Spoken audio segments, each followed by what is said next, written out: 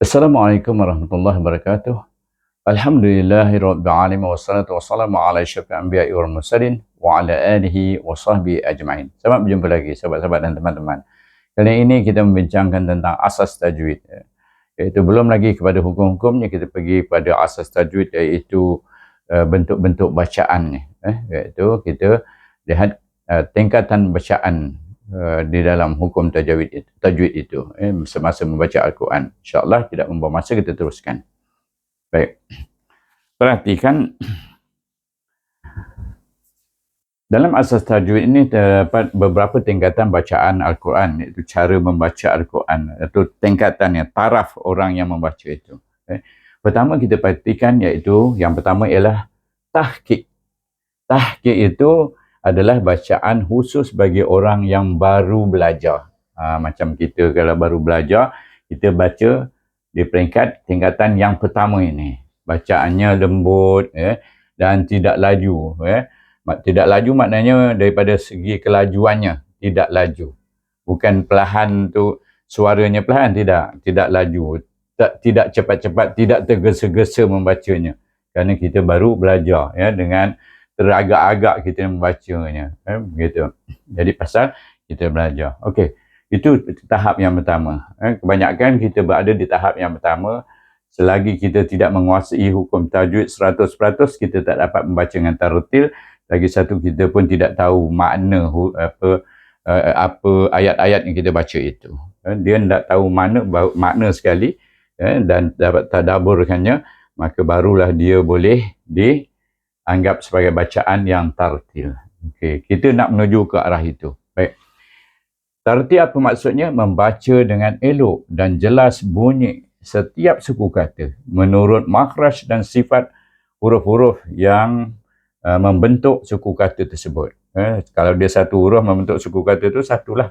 Kalau dua huruf, dia mengikut suku kata itu, iaitu ada dua makhraj huruf itu kata. Okey, dibaca dengan perlahan dan tenang. Mematuhi tempat wakaf dan mentadabur maknanya. Okey, itu maksudnya. Baik. Yang ketiga pula bacaannya ialah tingkatan ketiga, tadwir dipanggil. Ta, dal, alif, lam, ta, dal, waw, ya, ra. At-tadwir bacaannya apa? Iaitu pertengahan. Pertengahan macam mana? Bacaan pertengahan antara bacaan orang yang membaca tartil dengan hadar. Iaitu hadar baru kita jelaskan di bawah. Sepatutnya dia duduk yang nombor 4, tadwir ni.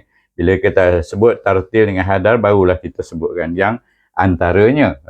Jadi oleh kerana buku itu menyebut tadwir ini, yang ketiga, maka kita baca yang ketiga dululah. Tadwir itu bacaan pertengahan antara bacaan tartil dengan hadar.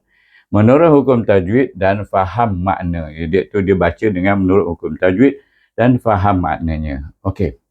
Yang keempat, hadar. Hadar. Tadi ta, dal, mati, tadwir.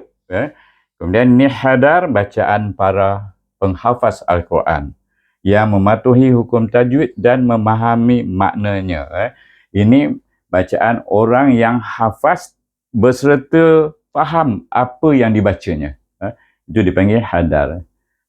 Kalau takat dia baca hafaz saja, dia tak boleh tu pun, nak pergi tartil pun susah juga. Jadi antara tartil dengan hadar, ni tadwir, bacaan pertengahan antara bacaan tartil dengan hadar. Jadi itulah saja 4 tingkatan. Bacaan yang terbaik ialah yang saya buat bintang ini, star ni, iaitu adalah bacaan yang terbaik, iaitu tartil, yang seperti yang diperintahkan oleh Allah SWT, supaya kita membaca dengan tartil dalam surah Al-Muzammil ayat yang keempat.